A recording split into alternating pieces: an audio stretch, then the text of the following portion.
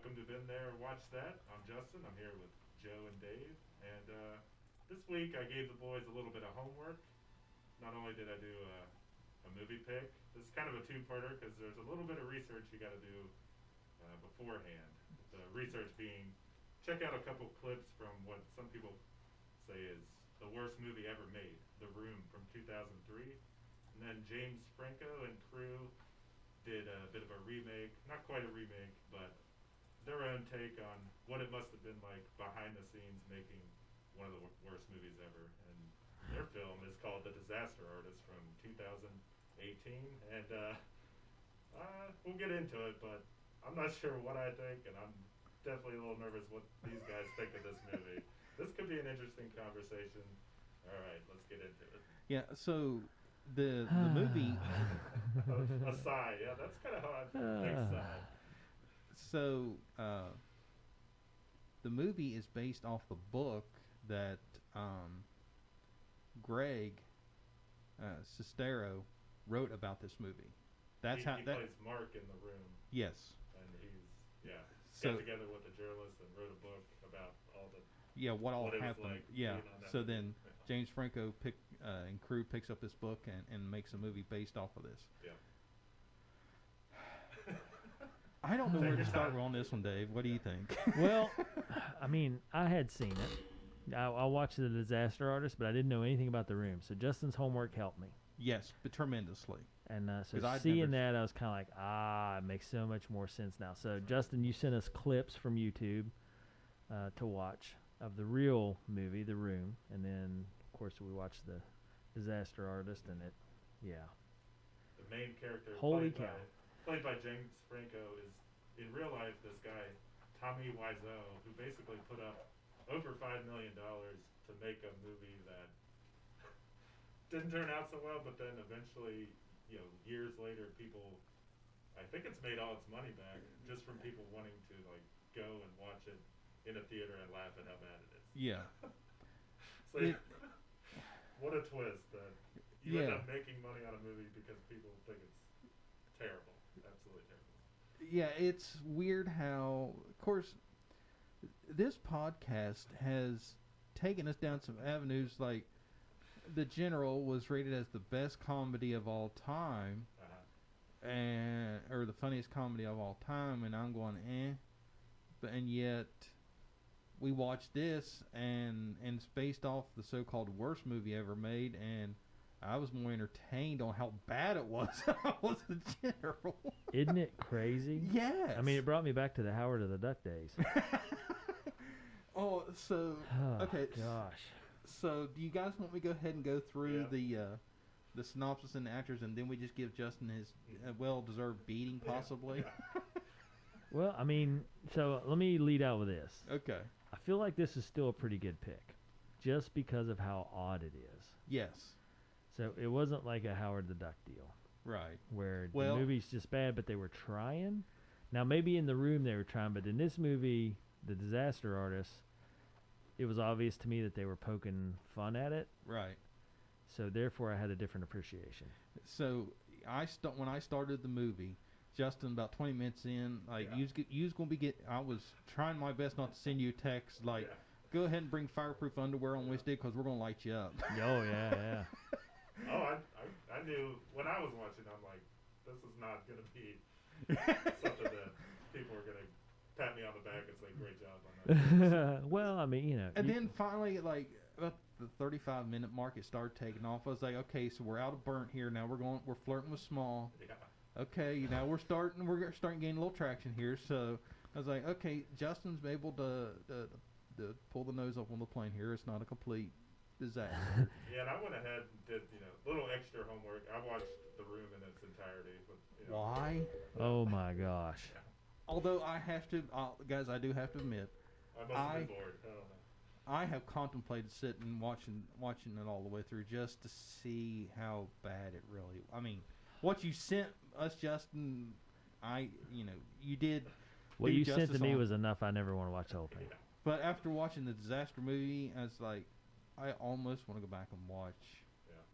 Yeah, I wanted to try to throw some well-known scenes out just so that when you're watching The Disaster Artist, and you're like, why is this? Yeah, here? why is that Right. got a main spotlight? Yeah, why are we doing So this thing? here's what I got. 2 questions. One, I'll start out with: what was the most poignant scene for you guys that you remember? And I'm gonna take away the rooftop one because that was just so ridiculous. That's everybody's most poignant. Take away the rooftop. And if you're not familiar with that part, that's where he comes out and he's mad at, the situation, and then he's like, "Oh, hi, Mark," Yeah. and just changes demeanor 180 degrees, Yeah. and now that's in The Room. Now in the Disaster Artist, it's a whole thing because they have the production people and the director and so forth all arguing with him, and his best friend's trying to calm him down. So you kind of get more context with the content there. Right. But watching the YouTube clip that Justin sent us, the Room version of it, I'm like, wow, spot on. Yes. So anyway, so take that one out. What was the most poignant scene Like for you? all the roof scenes all together, or just that one? Because they go there a lot. Yeah. This is true. In The Room, they meet on the roof like 15 times. Yeah. Let's go to the roof. Yeah, take out the roof scene. Just that roof scene is the most poignant. What was your other most poignant scene that in the Disaster Artist that you think about? Anything spring to mind, Jeff? Or Dave, do you have anything? I have one, yeah, but I was gonna wait I'm until gonna you guys.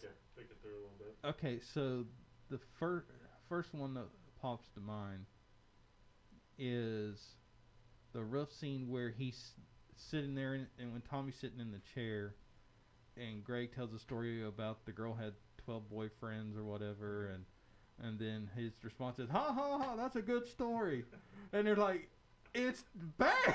Yeah, that's a negative. Yeah. Okay. That one, and then when he shows like the toilet in there with the curtain, that's mine. Yeah. But you got a bathroom right beside it. Yeah. Why? Yeah. Oh, it just makes you. I don't know. So Justin, You got anything sticks out? I mean, what stuck out for me was just how big of a baby this Tommy Wiseau character. You gotta pick a supposedly single scene. was. What's a single scene that you're gonna pull out then? Oh gosh, probably some of these terrible sex scenes that they were, and his butt sticking up in the air. That's exactly what mine is. Well, I was going to go with that one. I was like, no, I'm going to kind of. The sex scene where the blanket kind of, or whatever, the sheet or whatever falls off his butt, and the whole crew goes, "Oh!" And there's like, I can't. Oh god, why? Yeah. And I was like, that's got to be such a hit to the guy, to Tommy Wiseau, when he watches it, and personally for him to be like, wait a minute, what? Yeah. I thought I was. Is it that bad for Sexy real? movie I mean, because star. how do you mess that up? Yeah. But apparently it's a whole train wreck. He's walking around the set basically naked with a little piece thing. Yeah. That they put on for movies, and where his friend is basically like berating him, like, "You're insane. Like, what are you doing right now?" Yeah, it's being mean to the girl, and just she had a mole on her shoulder or something. and he's blowing like, up. "Where's makeup? We need makeup down here." Like, So I just was like, oh gosh, that's something that he just can't get out of my head but just when I in think general, about this movie. I'm just like, ugh. they portray him like they move to Los Angeles together, and they move in, but then the other guy starts having a little bit of success, like gets some small roles, and just how much of a baby he is, and how quickly he can, like, the whole shaving your beard for everyone the should scene be and not letting him off for, grateful to me because I'm the one who got you this apartment and all that. Yeah, which is just kind of total true, baby. I mean, that's a tough spot to be in. Mhm. Yeah, he came there. They were gonna be roommates, but then the other guy gets a girlfriend and basically moves out. And when he has to break that news to him, just the cringe and how painful it is watching him try to explain to this guy that he's moving out. Yeah. Well, you want me to go through the synopsis? Yeah, real quick? shoot. We jumped out of the barrel. This is going to be one of our more interesting ones. Yeah, and this is why I don't mind these kind of picks, because they stimulate conversation if nothing else. Yes.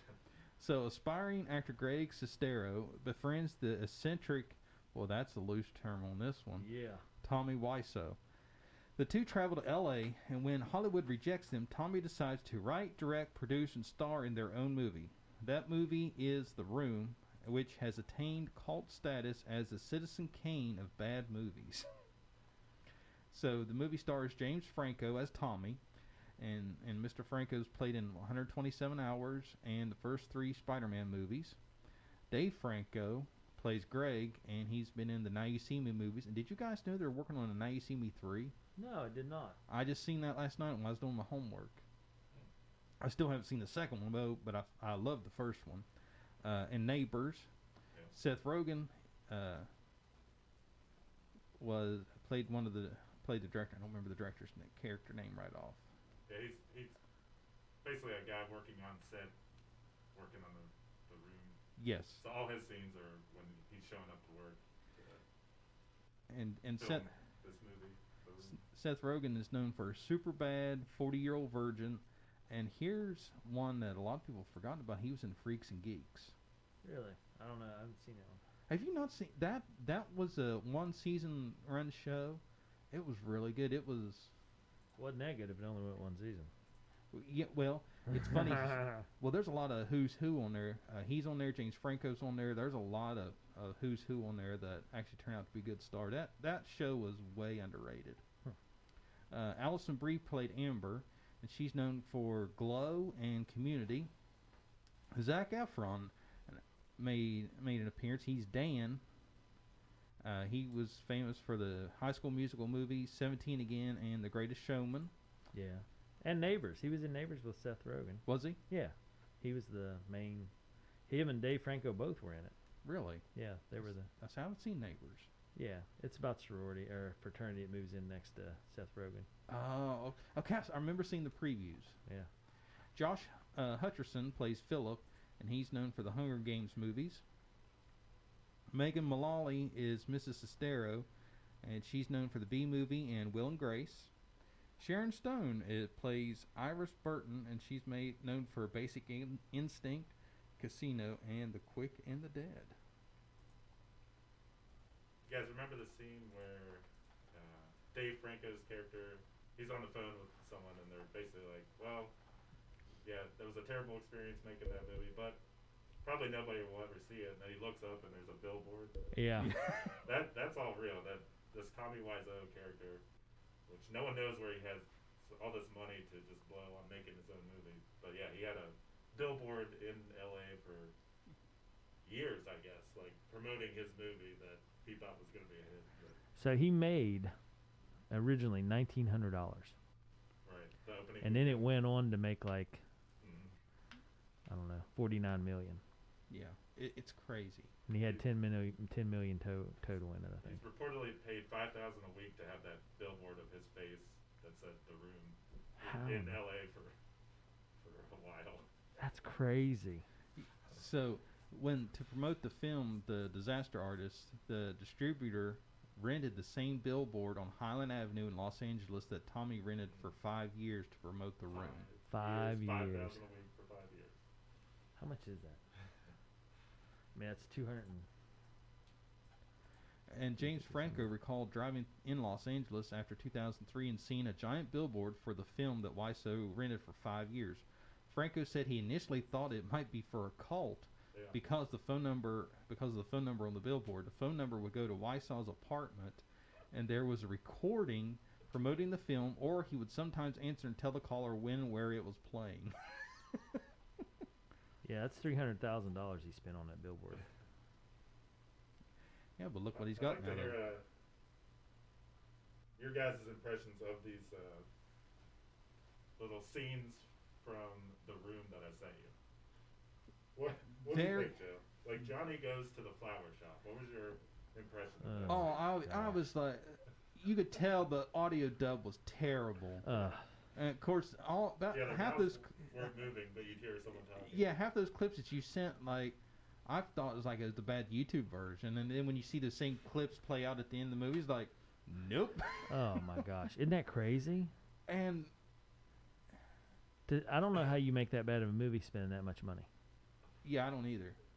And the rooftop where it's obviously painted. Yeah, green like, screen. It's like yeah. a printout of a skyline, basically. Yeah. And they're supposedly on this rooftop. And every time they come out of, it looks like an outhouse or something. But they're.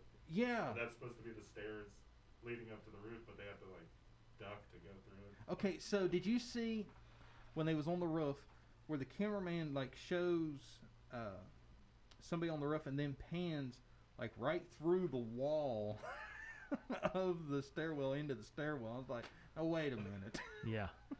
And it's kind of crazy just filming in both 35 millimeter or whatever millimeter and HD. digital, and he Yeah. bought all the equipment. I mean, what kind of person, how do you get that far off the reservation that you can't make those decisions without doing that crazy stuff? Yeah, I don't know. So let's talk a little bit about Tommy. Okay. So he comes A little? he comes from Europe, obviously. Nobody knows where he got his money. I don't understand how that's Claims possible. he's from New Orleans, but Yeah, obviously he's not. And sorry. And you know, so online it said the best guess or whatever was that he got his money from real estate. He had big commercial property in California. Okay, see, I didn't even find that. I Yeah. did find his age, but I didn't find where he got his money from. Yeah, it was said that he got his money from commercial real estate in San Francisco and somewhere else. Okay, because I found at the end of the film, text states that nobody, to this day, nobody knows how old Wysall is or where he's from and how he's made his money. In reality, his naturalization records can be found online that show he was born in Poland on October 3rd, 1955, Yep. and became a naturalized citizen in 1984 in San Francisco. According to Sestero, he moved to France before immigrating to the United States and changed his name from Thomas Pierre to Thomas Pierre Wysau, likely from Tasmas Pitor, and it looks like he just smashed the keyboard. Yeah. Furthermore, a documentary filmmaker discovered he was born in Poznan, Poland. However, it remains a mystery as Wysall will not confirm these details, and how he became so wealthy is still not known. But you said you found that it's possibly real estate. That was a rumor. So I mean, it's hard to tell, but I mean, how does a guy come out and spend $10 million on a movie or $5 million, whatever it was, and nobody can track his money? I mean, maybe they just don't care. Yeah, it's just crazy because they showed the clip where Seth Rogen takes a check and goes, "Here, cash this if there's any money in the account," and the bank teller says, "No, you don't realize this is basically a bottomless pit." Yeah. I'm like, whoa. keep milking this as much as you can. Yeah, it's like, okay, exactly how much money does this guy really have? Because at the end of the film, at the end of the movie, we see that he fires the whole crew, and it's not because he doesn't have money. It's because he just made everybody mad to the point where, like, forget this, I'm leaving. They talk back to him basically. And Yeah. They've had enough of his Tommy being He's Tommy. always like, "Oh, I'm giving all you guys jobs. You should be thankful to me and put up with all my absurd behavior." Which, I mean, you know, he's footing the bill, so he's got Yeah. a little bit of a point there, and I kind of understand that sentiment, but at the same time, it's so ridiculous. Because he wanted respect, but people were basically laughing behind his back all the time. Yeah. So I'm going to go back to the room for a second. Did you guys think there was any level of creepiness that this quote unquote 12-year-old kid is in love with Tommy's wife and Tommy's okay with it? And it's like, Oh yeah, there's a lot of it's like the pillow fight scene and all that. I was just like, that wow. that just Yeah. cringe Yeah. to no end. It's just like, why? Yeah, he says like, "I just like to watch" or something at one point. Yeah, Like this kid Denny, that Tommy's like a father to him. He looks out for him and all this stuff. But and throughout the room, it's always like, man, Tommy's such a great guy. Like everywhere he goes, and he gets betrayed by Lisa. She cheats on him, but they always throughout the movie they go out of their way to be like, man, Tommy's a great guy. yeah. Tommy's the man. And it's almost a puff piece for him. Yeah. He's Big trying to time. portray himself as this father figure, great friend, mentor, and then it all just backfires. He's just trying so hard. I really like James Franco, though. I thought he pulled it off something crazy. Now, I didn't have any background when I watched it the first time. Right. So the clips that Justin sent in the room, I was like, now I understand. Okay, so Why so at weird? first, James's portrayal of Tommy, the accent that's what drove me nuts to the point Justin, you literally had no idea how close you was getting a hate text Monday night when I was watching Yeah. this. I was like, Justin's going to get this with both barrels. Yeah. And then finally, I don't know what it was, but something, it just made it take off and it's like changed everything. So hold on, let me ask you one quick question here. Okay. What would you say the plot is of The Room? I think Justin pretty much summed it up. Johnny, this great, successful guy that everyone likes, gets betrayed by his best friend and his fiance. Because I don't know if any of the clips. Okay, so they're about to get married. The actual plot of the room is Johnny's a successful banker. Yeah. Which I didn't even pick up on that he was a banker. Yeah. Did you know that, Joe? It makes sense now because it's trouble when. Oh yeah, now that makes sense. I went on YouTube last night and just looked up The Room, and there's like a 2-minute clip on there of like these little key scenes, and one of them, Tommy's sitting in a coffee shop with somebody, and he made some kind of comment about had a new client come in with a bunch of money. Yeah, he couldn't discuss it because it's confidential. Yeah, that's right. I should have got the promotion. Yeah. I saved them money, bundles of money. Yeah, okay. And then it says his fiance gets bored of him and decides to seduce Johnny's best friend Mark. And from there, nothing will be the same again. I thought like what you guys said, it was just a puff-up piece for Tommy. I thought that was a plot. That's why, yeah. And he likes to throw the football around with friends, too. It's just like a weird thing they'll come in and you want to toss? They're like, okay, but the other guy goes like 7 feet away, and it's just like a tiny. Okay, so you guys want to see something hilarious, and you don't have to do it right now because I guarantee you guys will start watching it, and it's like a train wreck. You won't stop. Because I started it last night. Go on YouTube and just type in The Room, and somebody took clips of The Room and took little scenes of Tommy and combined it with Star Wars. It is hilarious. Because they show like Tommy using the Force and like throwing the football and like and I'm not up on my Star Wars knowledge, so they even used the clip of "We're having a baby." Oh gosh. Yeah. And he's talking with Yoda, and I mean it's like, oh, it just when you think it couldn't get any better, there's this gem. Yeah. So, but while I was on YouTube, I also found a clip of when James Franco was on Jimmy Kimmel Live, and they actually had Tommy on stage as well. So let me see where I wrote the note at here. So Tommy was completely behind this film. So in almost every interview of the disaster artist, James Franco mentions that Tommy approves 99.9% of the film. His only objections were the lighting in the first scene, which Franco believes was because Tommy was wearing the sunglasses when watching the scene. Holy cow. He is always wearing like Terminator-looking glasses. Yeah. And I gotta say, if they ever do a biopic on Gene Simmons, James Franco needs to play that, because when they're sitting in the movie theater and he's got those shades on, it looked just like Gene Simmons. So, and he also didn't like the way James threw the football. It's kind of, so I watched the room scene of them passing as they jog through the park. Yes. What in the world? That's like a bad Sunday afternoon soap opera drama. Man.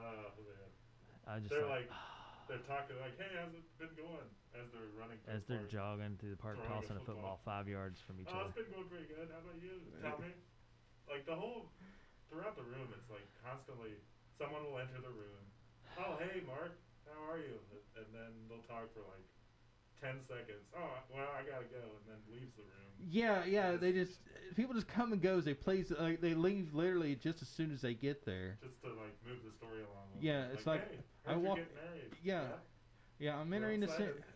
You almost want to hear the director go, "Okay, come on in.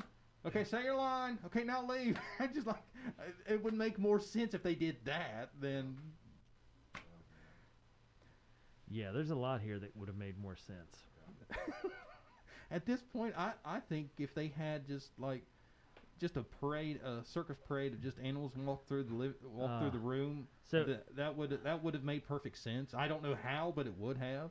Back to where did the raunchy sex scene come from in the Disaster Artist? Was there a sex scene like that in the room? Because the one I saw pretty early on, there was a clip that had like the young guy making crazy faces, but that's the only one I saw in the clips you sent us.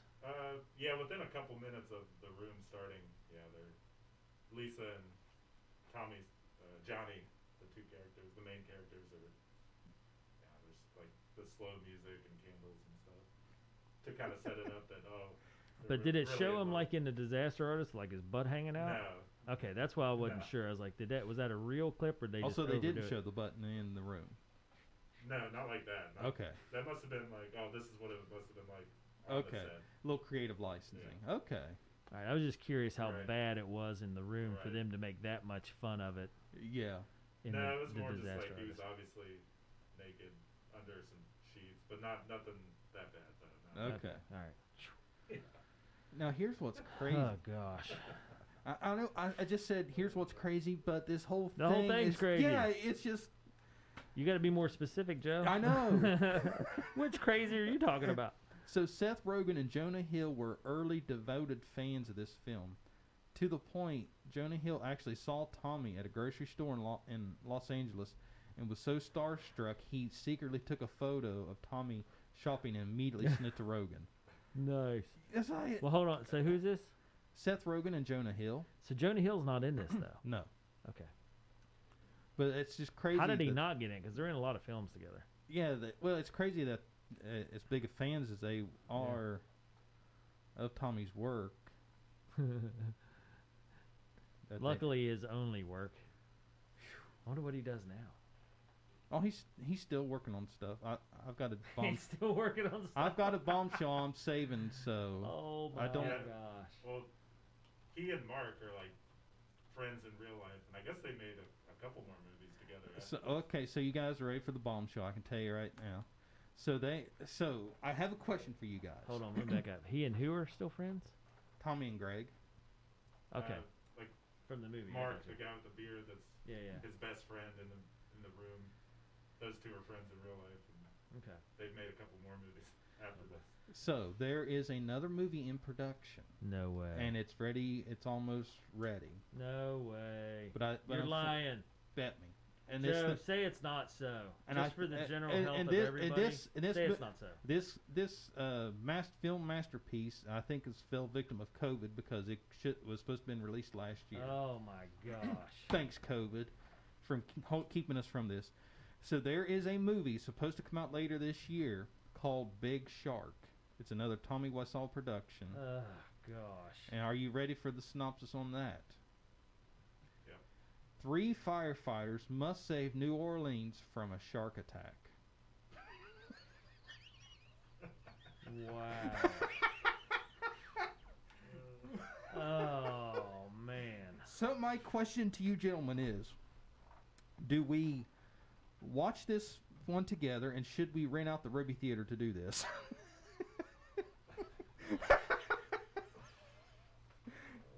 Oh, for our audio listeners, Dave just he has this look of he is really rethinking every decision he's ever made in his life. Yeah, my head is in my hands because this is craziness. And Justin is just stunned.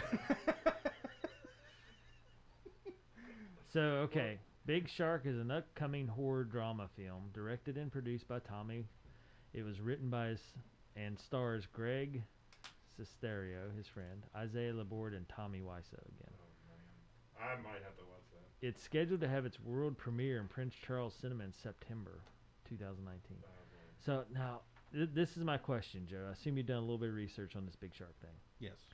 Is it another so bad you can't stand it? Are they It looking for a hasn't- second cult classic it here, or is it hasn't- like a real movie? It hasn't made it to the public yet, so nobody knows. What do you think is going to happen? Oh, it's going to be it has to be as big a train wreck. Do you think? Oh, Surely he learned from his 2003 deal and has had, But why? 20 but- years to kind of reflect on this. Yeah, but it worked. Look how much money he's made as a result. Did it really work? They made an okay. Okay. James Franco starred in a movie all about him, so yes, it worked. Oh my gosh. And we're sitting here talking about it, so yes, it worked. Okay. I mean, oh boy. I know it's hard to argue with the logic. So do you think it's going to be, is it going to be the same, if you had to guess, and Justin, feel free to chime in, is it going to be in the same mental scope of, hey, this is a real movie, but it's just horrible? Or is it going to be him trying to, make an authentic movie? Let me go back and read the synopsis. 3 firefighters must save New Orleans from a shark attack. Ugh, Need I say more? It almost seems like at this point now he's aware that he can just try to kind of make a movie, but people are gonna flock to it because he has this Stigma. cult following now for people that want to see him. That's what I mean. I wonder if he's just throwing something out to throw something out, or if it's That's him my guess. being, you know what, that one didn't go so well, let's do it better. Isn't that him? Well, I told you guys. He can't be that self-delusional, but it appears that he is. I told you guys I was going to drop a bombshell, and was I wrong? Oh. Yeah, definitely a bombshell. Now, I'm watching the trailer right now for Big Shark, and it's as ridiculous as... Like See, I haven't even done that. Yeah, I just saw a girl throw a fake punch, and it was a mile away.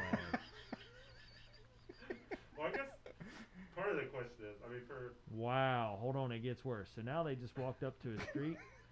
Yeah, and they're walking down the street, and water hits their shoes, and then it goes knee deep, then it goes waist deep, like in just quick. And they're still standing there talking, and then a big shark eats somebody behind them they don't even notice. Like they lift the person up out of the water. And they just keep talking and walking through the waist deep water. The budget is going to be on this one. Okay, so you guys still haven't answered my question. One, are we going to watch this? And two, are we going to rent out the Roby to do it? I think that would just be, mean to people, first of all. I think we could use like a projector and have our own little private showing just to save everybody. Well, I do have a projector, so we can make this fully happen. Okay, how about this? Hold on, at the end of the YouTube clip it says, there's a big shark and 3 firefighters trying to save the world. Okay, how about this? Joe, you should have kept that to yourself. I mean, really, sharing that kind of information is one thing, but wow. Okay, how about this? How about we do a special episode when this thing finally releases? I bring the projector in, and we just have cameras on the 3 of us, and we just record our reactions to the whole movie. I don't know. Justin, what do you think?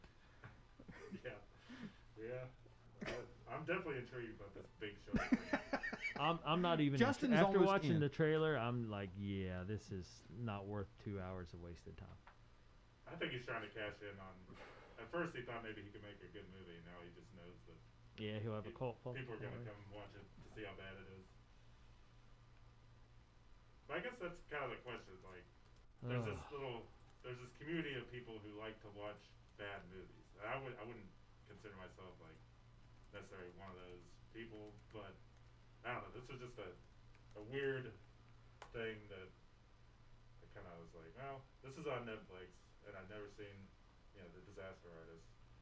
Let's dive into this a little bit. But it doesn't seem like either of you guys get a huge kick out of.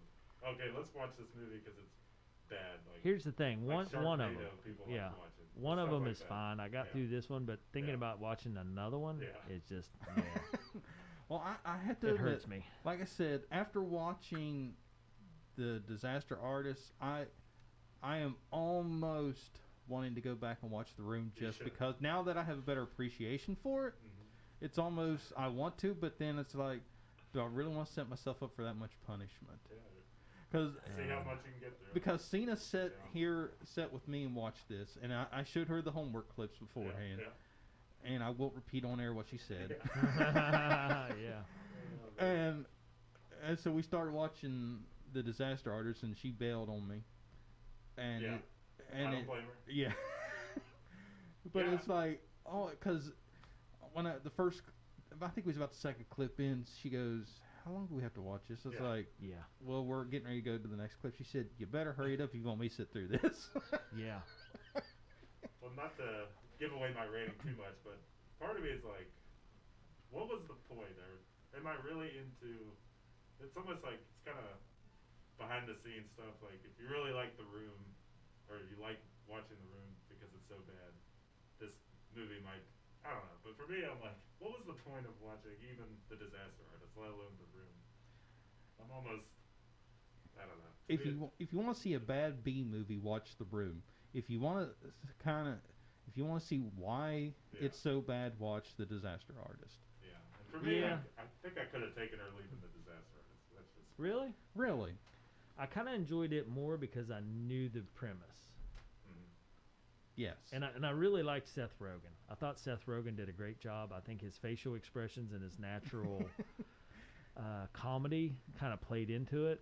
Right. He was just at times incredulous with what was going on, and you could feel it. Like I want to say now, James Franco did a fantastic job. Dave Franco did a great job. The other guy, the writer or whatever his name was, that is in some different shows there, thought he did a good job, but Seth Rogen sold it. Yeah, I have to admit, because Seth Rogen kind of has that reputation doing kind of just dumb stoner movies. Yeah, and his sarcasm here rang true.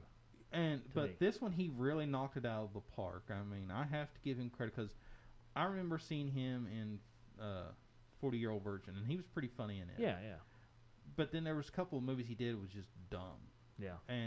But he really... Yeah, he and his crew kind of got into that whole making the spoofs, into the world and whatever, Yeah. But then this one, like I say, I just felt it matched his demeanor, I agree. his natural demeanor to this movie, and it was just like, yep, that's what I would be saying. That's what somebody would be saying. Yeah, it's like, okay, well, you're paying me and these checks are clearing, so I'm just gonna keep on. Okay, sure, Tommy, and go along with whatever nonsense you. Yeah, and it's funny. Cena and I literally had a conversation before we watched this movie about something like that over the weekend. I told her, I said, for X amount of dollars, I'd be willing to do that job. She said, no, you wouldn't. I don't know. I said, and the job was like just some dumb thing. And I said, yeah, I would. She said, no, you wouldn't. The people would drive you crazy. I said, listen. I said, for that right amount of money, I said, I'm willing to tolerate it for a little bit, because it was like just some monstrosity amount. It's like, for that, I'd put up with it. She said, like, no, you won't. I said, yeah, for the right amount, I could probably learn tolerance for a little bit, at least until I saved up a good chunk of money, and then I could just tell them to hit the bricks. Well, that's a good point, though. I wonder what happened. Like, how long did it take to record or to do this? Because it said he went through like 3 different crews. Well, at one point we was day 52 of 40. It was supposed to be shot in 40 days, and at one point we was at day 52. I do remember that. Yeah. 52 days isn't that long, though. I mean, yeah, but it's long. It's longer than what it was. It first sketched for 40 days. Yeah. Yeah. And what I'm reading is saying like people, they're actually way higher turnover rate than the disaster artists depicted. Like, they showed it as being kind of a nightmare to work on the set, but this is saying there were like 30 people who ended up like walking off at one point or another. Yeah. Just I can't take this anymore. I don't care if you're paying me. I just left when they were making the room. Yeah, I wonder how many days total the shoot was. Now I did not see this, but did you guys catch this? When Tommy steps out of the limo at the premiere, you can Marcus, Tommy's hired cameraman's in the background, still filming Tommy. Yeah. I didn't see that. I didn't catch that. Yeah, that was a good scene, like you're saying, Dave, where Seth Rogen's character basically gives you the context of like, this is so weird. Basically, Tommy rides by, sticks his head out the window, and says, "Oh no, there's not enough people there." Yeah, circle around, and Seth Rogen's basically like, "That was so weird what he just did." Yeah, it's like it would be weird if there wasn't something weird going on.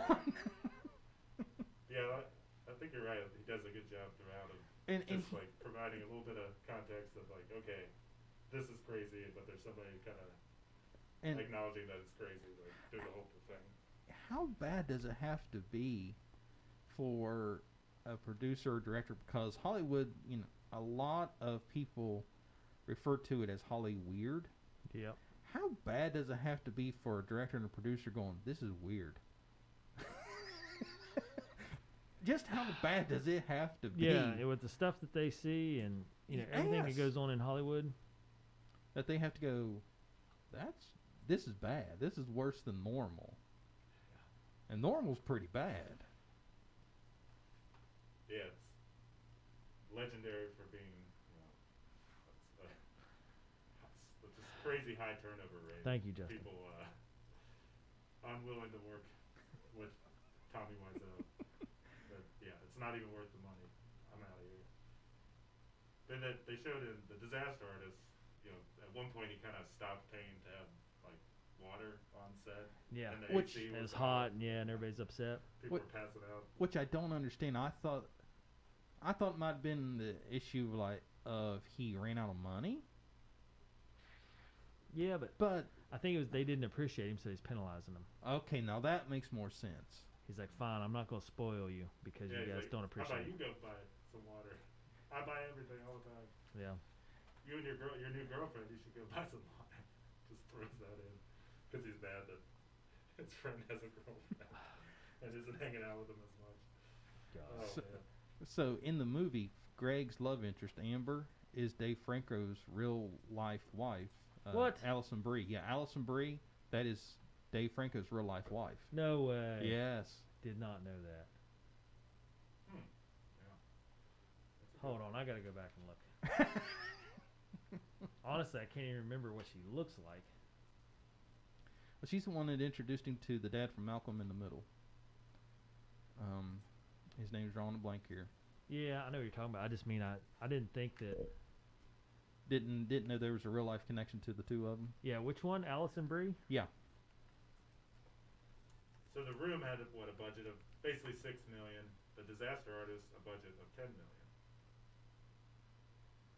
Bryan Cranston.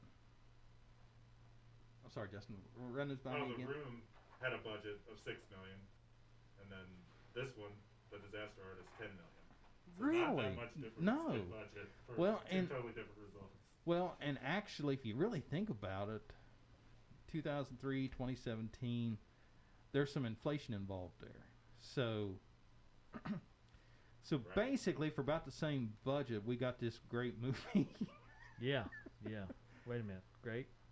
A lot better than the original. Oh, And you remember the scene at the end Is of the it? Disaster Artist where they're all in the theater watching it and people start like laughing, and Yes. I guess that's, they changed that. That's creative license, because actually when the room opened, people were walking out like within the first 5 minutes. Yeah.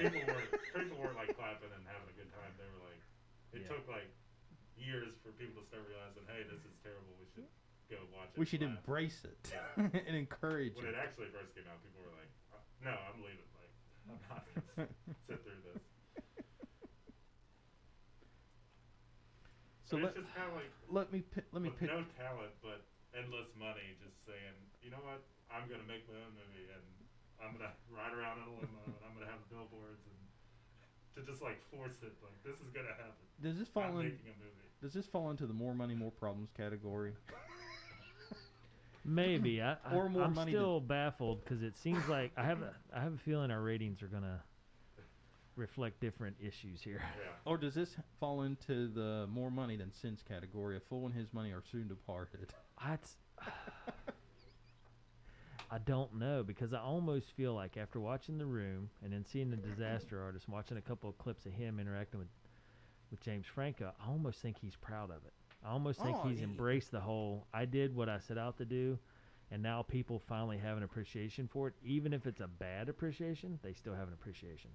Right. And now the So- knucklehead's making another movie, which makes Yeah. me think he doesn't understand.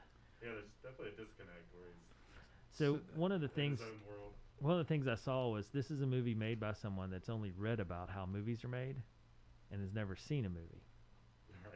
Yeah.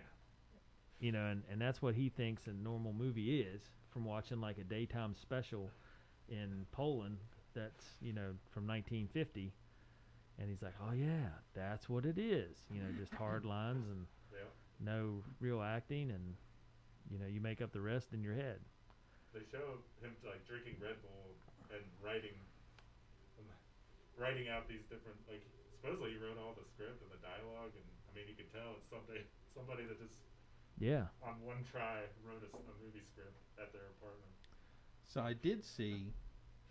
Like you said, this is what he imagined the movie was Well- like, and this is how people talk. But it's That's the just thing, so and in off. the acting class, I kind of had an appreciation for him, because I was like, this is a guy throwing it all out there. Yeah. He doesn't have any reservations. He's got the real passion for acting, and understand you just got to let go and act. And then I'm like, what just happened? The train has derailed. Yeah. So James Franco won a Golden Globe for this. No way. Yes. And here's what's crazy: when he won it, he had Tommy. Tommy and Greg. Dave Franco go on stage with him, Really? and I guess Tommy was trying to get to the microphone, and James tried his best to keep Tommy away from the microphone. No way. Yeah, when he won it, he called them up on stage, and and Tommy tried his best to get to the microphone. So I have not seen the clip. It's just what I read last night. Well, hold on. It's Golden Globe? Yes. Well, he's been on like Jimmy Kimmel and stuff. Yeah, I mean Yeah. his star power has gone up 1,000-fold. Just being known as the guy that made The Room. People are.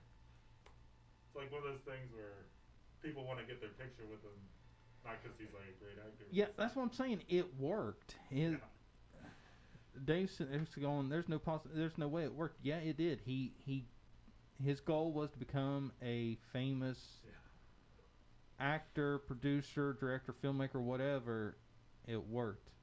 He got his fame to the point they actually made a movie about him, and he was on national TV to promote a movie about him. So it absolutely worked. As crazy as it sounds, it worked. Yeah. Wow. So yeah, I just watched the YouTube clip. He walked up on stage and tried to, reached over for the mic, and Franco blocked him and said, "Whatever, I don't have sound on me." Ooh, my gosh, Justin. Yeah. What did you get us into? Yeah. Well, I'm curious. We don't have to go to it right now, but I'm definitely curious about what sort of ratings you could possibly give a movie like this. I think we got to set some ground rules here. Yeah. Uh-oh. Well, I just mean, are we going to rate this as like a movie, or do we rate this as an experience that you kind of learn from and look at and just shake your head and say, "Wow," or I think. Or D, all the above. I'm I mean, leaning towards is it something? as a You, movie on its own. Yeah, but if it's a movie on its own and it's, well, here's the problem. I get the water gets muddy because I go back to the original film, The Room. Right. And I know in my head the Disaster Artist is see, that's the problem. Is the Disaster Artist a documentary of that? Or do you count it as a spoof made on that?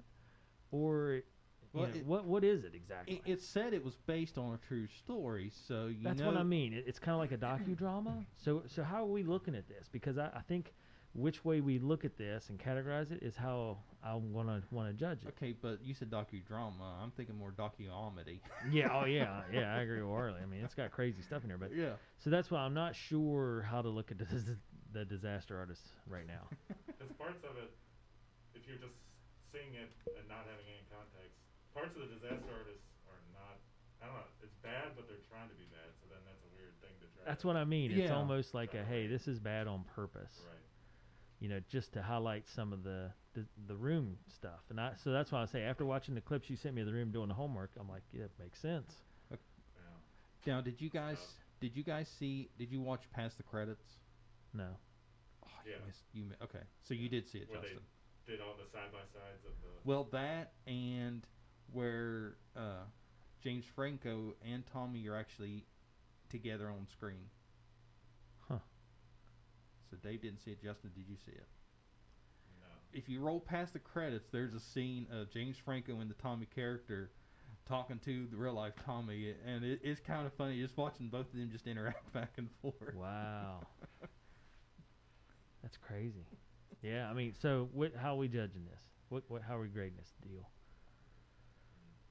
I think you As have a to take into- standalone, or you have to take into account the homework a little bit. You have to have context. okay? But also, I mean, just whether or not you liked it or got anything out of it too. Well, see that's why I feel are two different questions Yeah. there. Did I like it, or did I get something out of it? Okay. Because yes, I definitely got something out of it. But if I was talking to someone else and Yeah. saying, "Hey, I saw the Disaster Artist. You should A, steer clear. B, if you find that kind of thing interesting, Right. maybe check it out. Or C, you got to watch it because it's so bad, and you got to know the backstory of The Room Right. for context, and that'll really spice this up." Yeah. Which of those three are we talking here? Well, I have my rating. Do you guys want to hear my Yeah, rating? throw and it out there, but explanation? you also have to throw out the why. Explanation, right? Yeah. And this might help kind of us get us steered on a path. I don't know if it will or not, or it may just make it worse. I don't know. Yeah. Because this movie, it can take you down so many roads. So, Which I would say job well done, because here we are discussing it for almost an hour. Yes. So, I mean, it made it on our radar. It stimulated an hour's worth of conversation, so there's something to be said for that. So, I'm going with a solid medium popcorn on this one. No way. Here's why. All right. Explain yourself, Okay, Joseph. so first, when I first started, so I did the homework, and then I started watching it. Well, no, she don't know. She fell asleep, so she has no bearing on this rating. Tell her sorry, by the way, that I put her through. I'll tell her. I really do feel bad about that. Not as bad as Howard the Duck. I give it a solid medium. I flirted with a large popcorn. Oh my gosh. And here's why I did not go to large popcorn. Because this movie, the clips Justin sent, Justin, hats off to you, those were key pieces to the puzzle that made this movie much more understandable. Yeah, the homework was key. Yes. Without the homework, I'd have been lost. So, I guarantee you, if I hadn't done the homework in the beginning, you definitely wouldn't have got a hate text from me that night. There wouldn't have been a hate list this morning. There would have been a hate text Monday night. Yeah.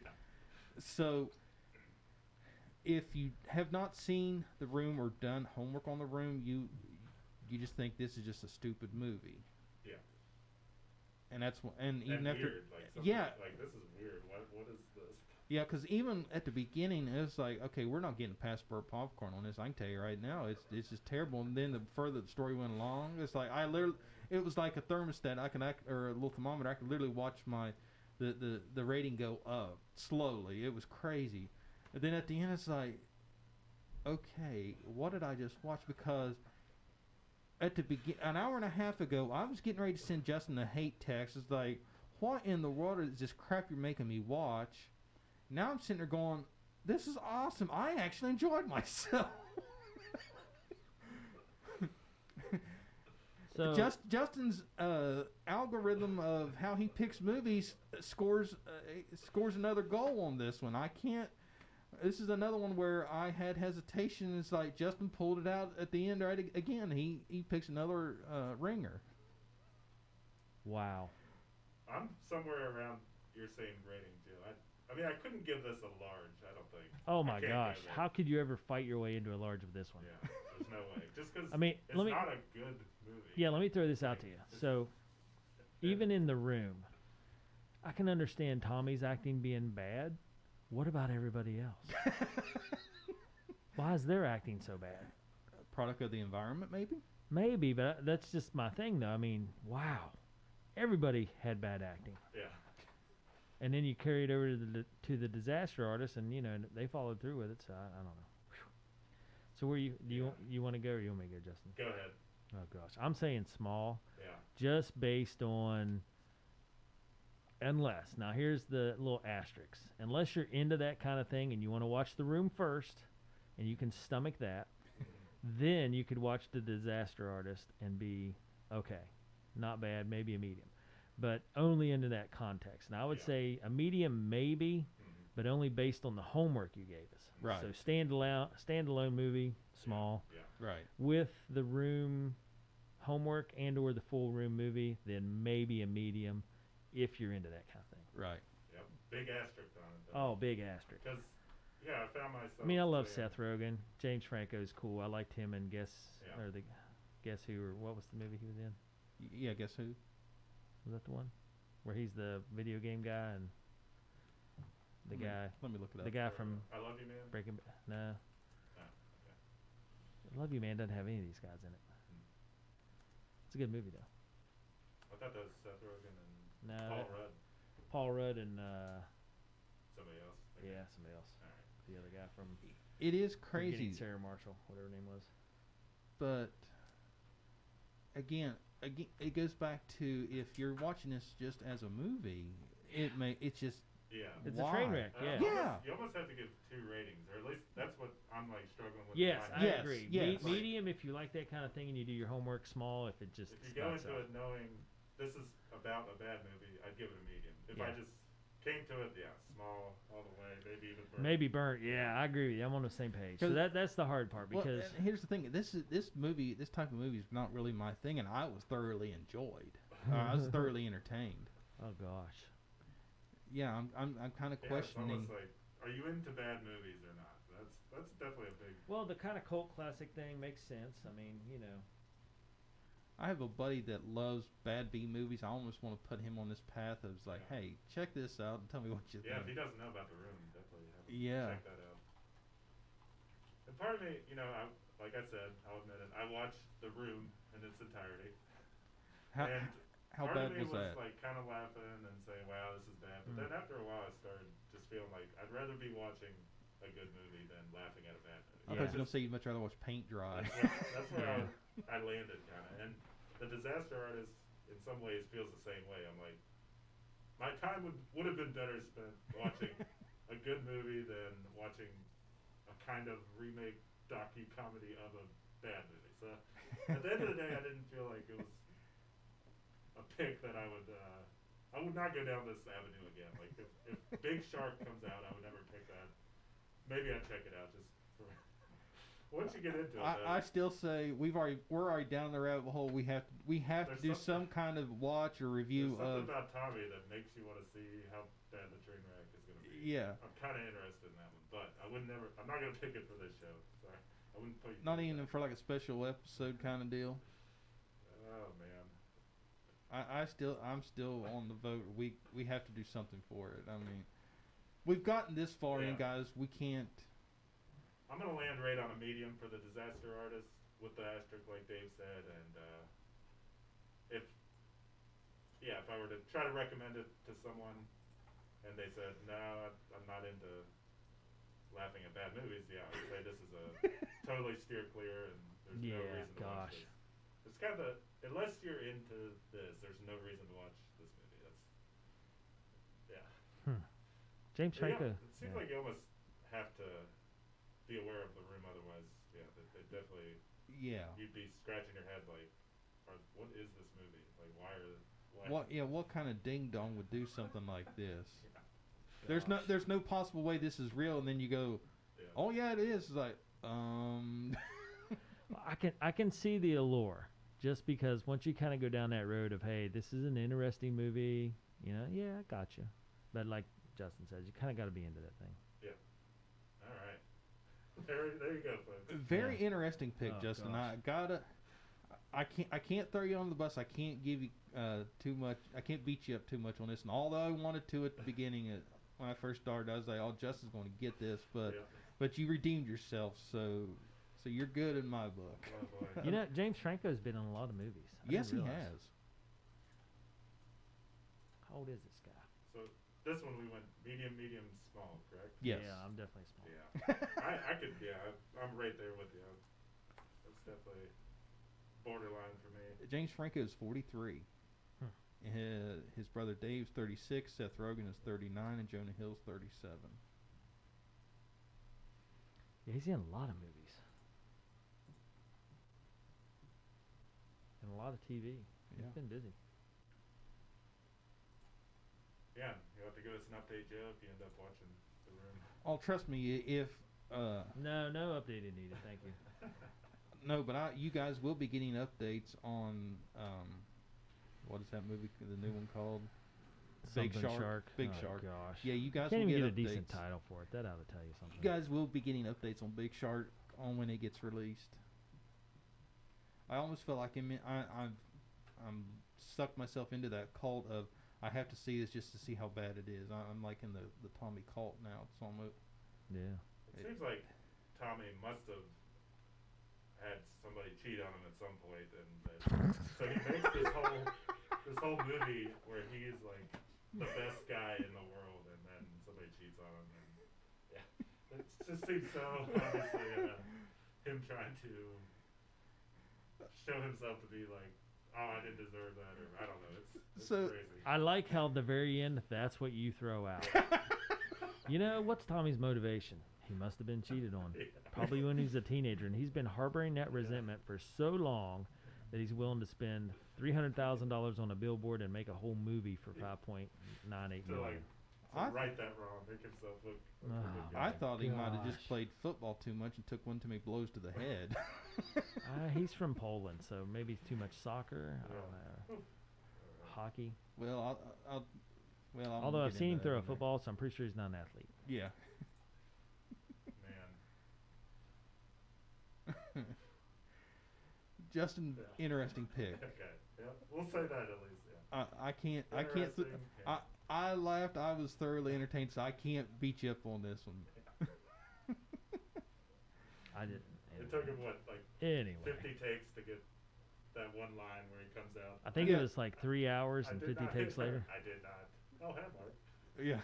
He couldn't. Yeah. Then he hitting couldn't the get water bottle and it just changed everything. Yeah. Throw the water bottle down. I did do it. No, you didn't do it. All right, Dave. What do you got? Tease us with the next pick. Besides a migraine. Yeah. My gosh. Okay. What do you guys feel like after that train wreck? Yeah. So, I have an affinity for dramas. you mentioned Tigerland at one point. Yeah, that was just I wanted to add that to my list, and I didn't want to forget. Yeah. Okay. So I just added that to the list. So I'll throw that in there since you guys already kind of know about it. Tigerland is kind of like a Vietnam era war movie, but doesn't actually go to war. But kind of a Never heard of it. yeah, So it's this a would be a new under the radar type deal.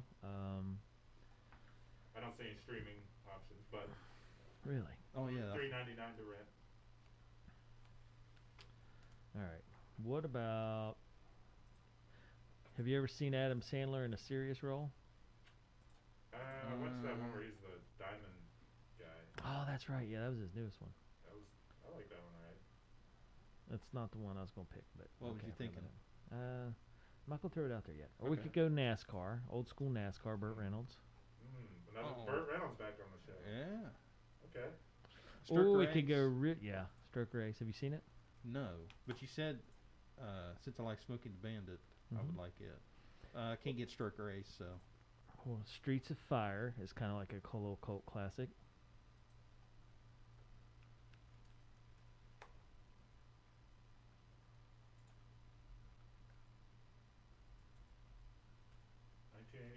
Streets of Fire. Yeah. I'm not. Netflix. That's on Netflix. Well, is it? Yeah. Really? Let me double check.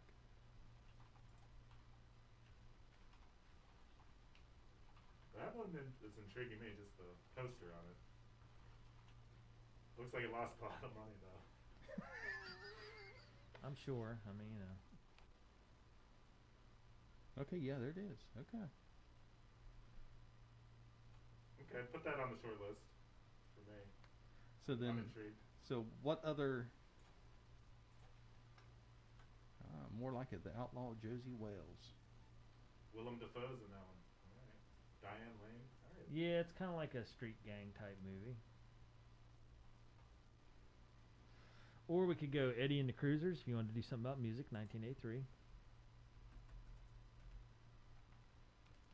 If you're into kind of like old school rock and roll,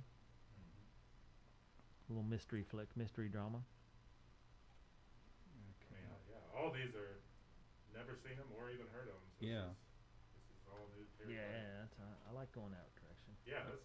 Okay. I like with the Outsiders, Dave. That's another one of your picks. That was Eddie and one where I liked, like something I probably never would have seen in my life, but then for this show. So I kind of like these older.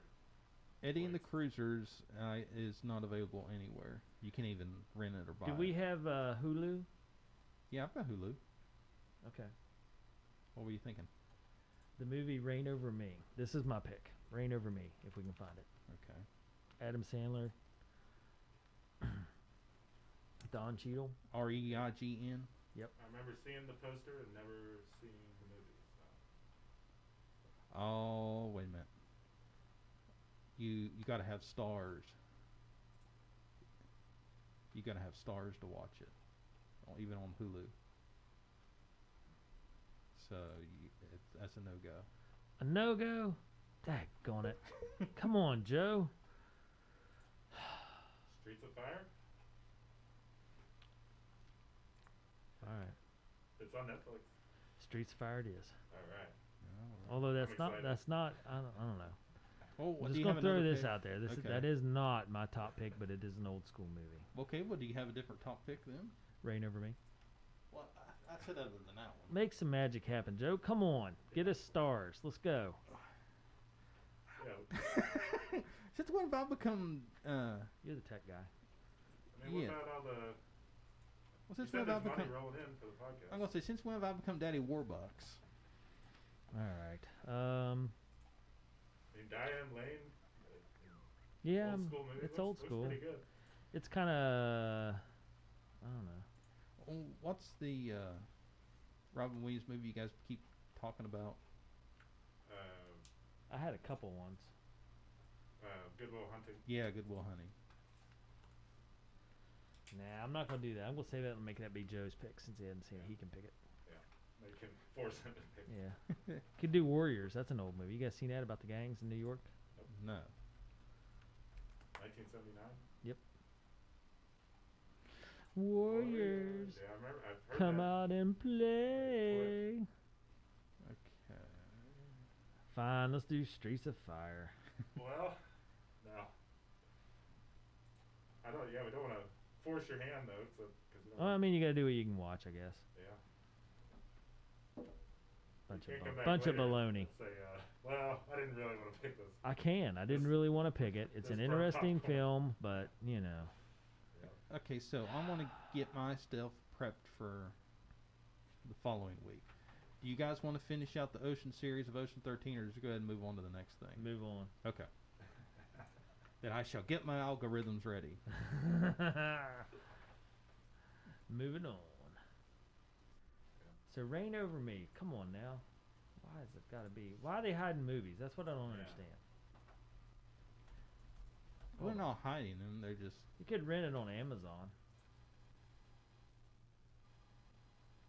Yeah, I don't mind renting a flick here and there. That's fine with me. It's all right with All right, tell you what. I'll give you guys. Let's take the day, and tomorrow let's text each other. If we feel like Reign Over Me, great. If not, Streets of Fire. Okay. All right. That'll work.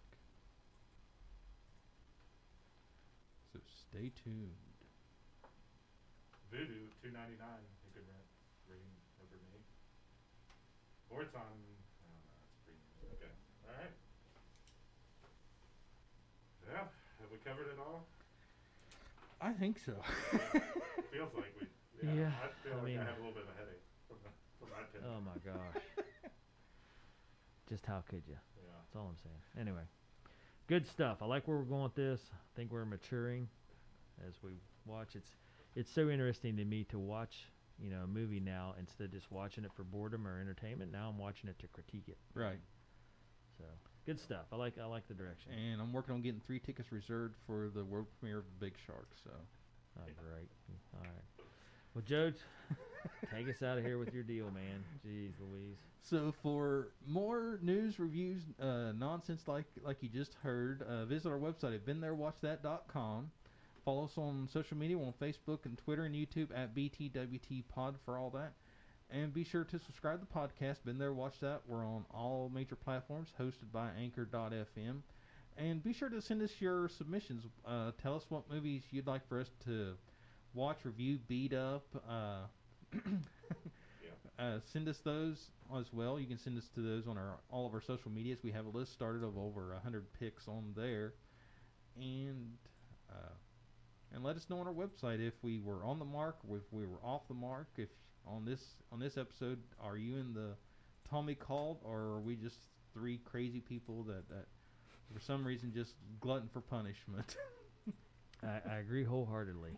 I'm pretty sure we're in the 3 crazy people category at this point.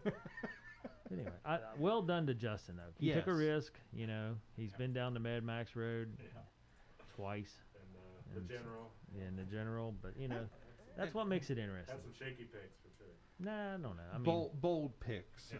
Now, I will give you grief on Mad Max. The General wasn't your fault.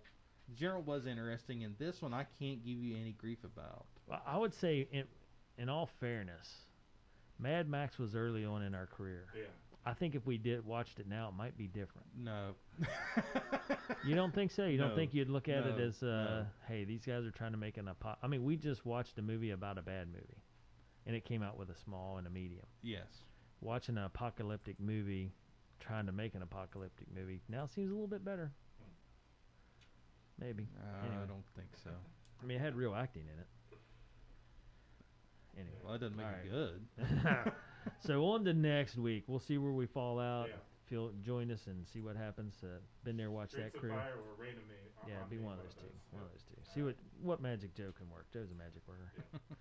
All right. Well, thanks for joining us, and we'll be back for more next week. Tune in. Been there. Watch that.